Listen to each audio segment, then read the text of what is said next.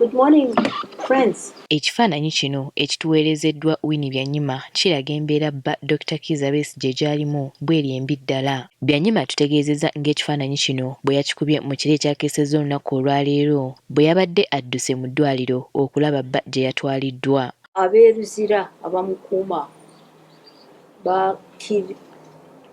bakkiriza okumutwala Bugoloobi ekiro era bamuleese ekiro ne bamuteekayo. Tebambuulidde nze mukyala we n'akifunye mu ngeri endala ne nsiruka ne ngendayo ne musangayo nga bamutadde ku drip. Okusinziira ku Byanyima, ennaku eziyise babadde tebakkirizibwa kulaba Dr. Kizza Besigye olw'akalulu k'omukulembeze w'eggwanga akabadde kagenda mu maaso. Baasiba ekkomera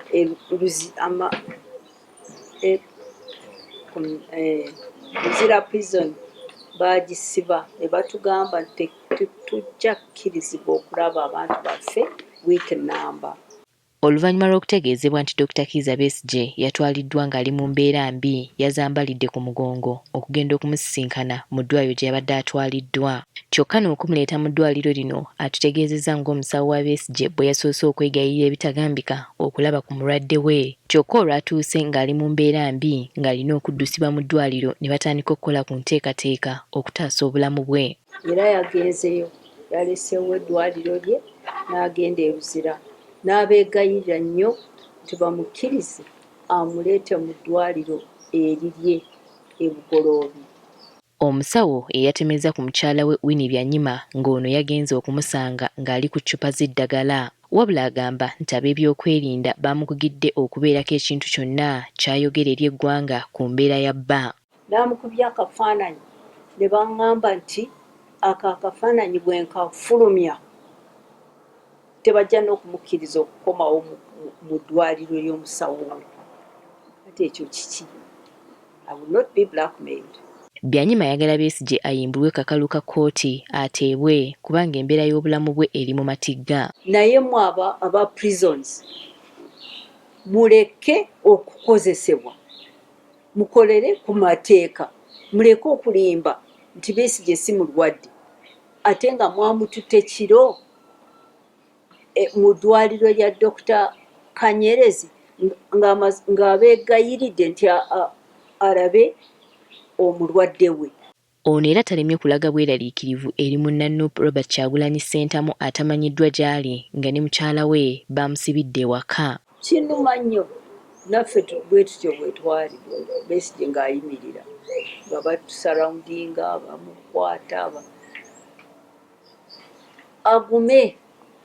Kyokka Byanyima abadde akyatunyumiza, omwogezi w'ekitongole ky'amakomera Frank Baine n'ateeka ekiwandiiko ku mikutu gye mugattabantu ng'asazaamu ebigambo ebimu ebibadde bisaasaanyizibwa ku Besigye nti si bituufu. Kyokka ono oluvannyuma tumufunye n'atutegeeza nga bwe kiri ekituufu nti Besigye yatwaliddwa eggulo mu ddwaliro nga mulwadde.